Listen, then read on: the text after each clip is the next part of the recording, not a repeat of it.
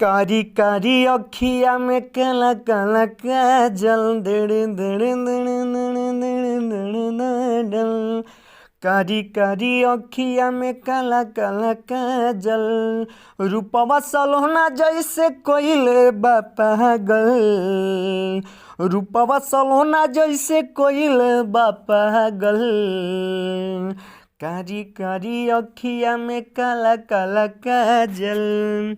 Hello दोस्त, नमस्कार। मैं आपका भाई शिव और आज हमार अरुण यूपी 53 चैनल में स्वागत है। देखिए, आप लोग के बीच में बहुत ही सुपर हिट होली मैटर लेके आ गए हैं। कारी कारी अखिया में काला काला काजल पे बहुत अच्छा लगेगा आप लोगों को ये सॉन्ग। आप ये फुल और फ्री सॉन्ग है, कोई भी व्यक्ति इसको गा सकता है। थोड़ा बहुत सुधार करना पड़ेगा, आप कर लीजिएगा। तो आइए मेरे दोस्तों, मैं आप लोगों को ये सॉन्ग सुनाते हैं। सुनाने से पहले आप लोग से निवेदन है कि जो हमारे चैनल को सब्सक्राइब नहीं किए हैं, हमारे चैनल को सब्सक्राइब करें और बगल में बेल आइकन घंटी है उसे प्रेस कर दें।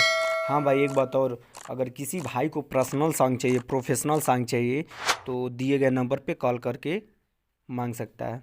धन्यवाद। आइए मेरे दोस्तों, मैं आपको सॉन्ग सुनाता हूँ। नेहमा के रंगल जाई सुनो सब समानामा, नेहमा के रंगल जाई सुनो सब समानामा, पेन्ही के आइल बिया छोटा काला हंगामा, पेन्ही के आइल बिया छोटा काला हंगामा, नेहमा के रंगल जाई सुनो सब समानामा, तड़ा तड़ा दड़ा दड़ा दड़ा दड़ा दड़ा, नेहमा के रंगल जाई सुनो सब समानामा।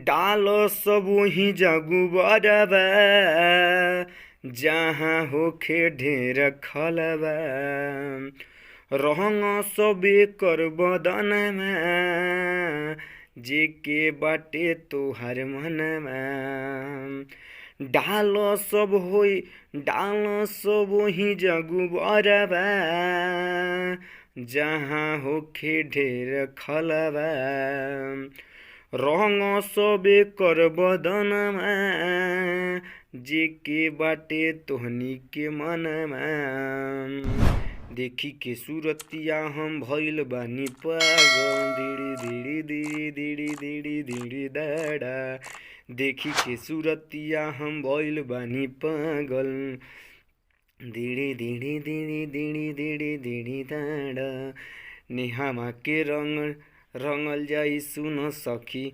सामान, धीरे धीरे धीरे धीरे धीरे धीरे दाड़ा। थोड़ा मैं मिस्टेक कर दिया हूँ, इसको रिलेटेड जोड़ के गाना था, मैं थोड़ा ब्रेकअप कर दिया हूँ। ठीक है, आप लोग जोड़ के गा लीजिएगा।